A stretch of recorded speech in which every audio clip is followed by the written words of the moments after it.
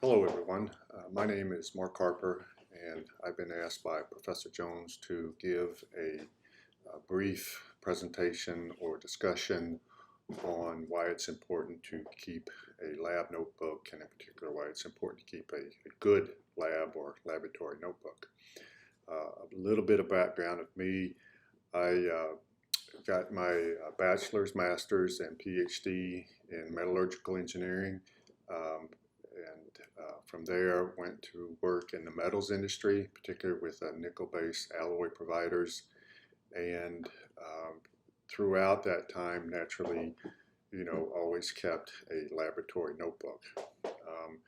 Back in 2002, I went to law school and became a patent attorney, and now look at laboratory notebooks from a different viewpoint, and that is from the law, in particular intellectual property law.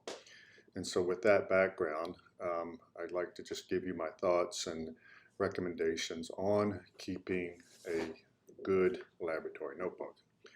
First, I would say that one, it's the right thing to do. Okay, I mean, you're either getting paid by your employer or either possibly being graded on a laboratory notebook. And so for that reason alone, it's my opinion, someone should do that. More importantly, and I would say second, is that it can and it will save your, whatever word you want to use, your head, your other parts of your body. At some point in your career, if you have a good laboratory notebook with good notes, micrographs, pictures, things like that, where you document what you have done in your research and in your laboratory, it will come back and really help you. I know in my case a number of times, where you recommend to a client, you recommend to your supervisor, et cetera, a certain course of action based on testing, based on something you read in the literature. And if you make a note of it, date it, sign it, initial it, then you can go back to it, and that piece of information can be critical and save a lot of heartache and a lot of money and a lot of time, and really save you as to, okay, wow, this is why I did this, and there was a sufficient reason at the time to do this. The third reason is kind of a flip side, right? And that is that it can and it will sometime in your career make you a star. My experience was working with an alloy development program when I worked with a company called Haynes International, and we were trying to do some nitridation of a nickel-based alloy with some titanium in it, and I, kept good notes and micrographs and details about experimentation of what we were doing and how we were doing it. I left that company and actually went to the competitor, but the individual that they hired to replace me, he was able to take that notebook and essentially start from there and successfully develop a commercial product. And every time I see him, he is just like ecstatic as to, or he always lets me know, it's like, wow, it's like, I can't believe you kept such good notes. It really helped, etc. And so from that standpoint, it's, as far as my reputation is concerned, or was concerned in that industry, it proved to be invaluable that I was able to do that for the company and for this individual.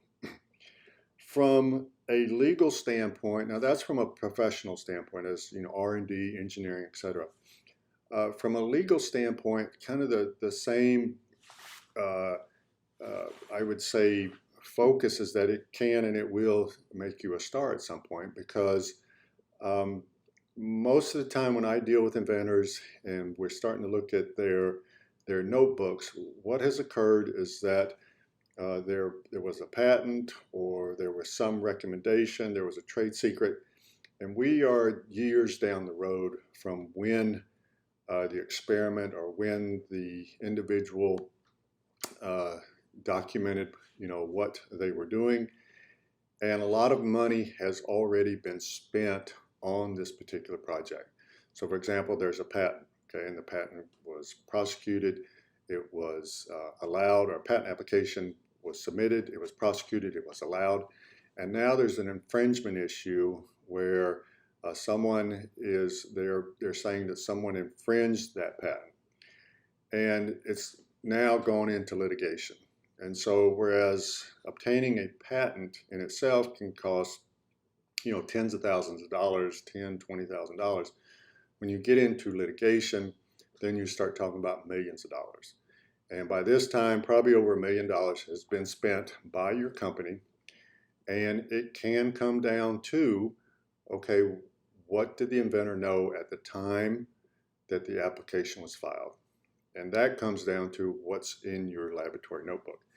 And if you have a good record of what is there, what you knew at the time, what were the results, that in front of a judge or in front of a jury can make the difference on whether or not your company wins the case as far as whether there was infringement, whether or not your patent's valid, etc.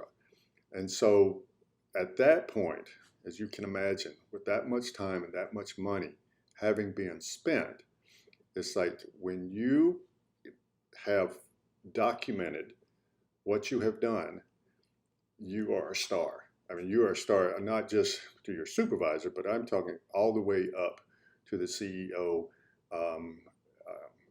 That you are someone who, one, did what you were hired to do and really came through because, 5, 10 years ago, you kept a good notebook. So I hope that helps you. I can't emphasize enough, particularly now that I'm a patent attorney, just how important it is to keep notes and keep a good notebook, and with your findings, micrographs, pictures, test results, etc. I hope this is helpful and hope that you continue in your career, and wish you good luck and success. Thank you.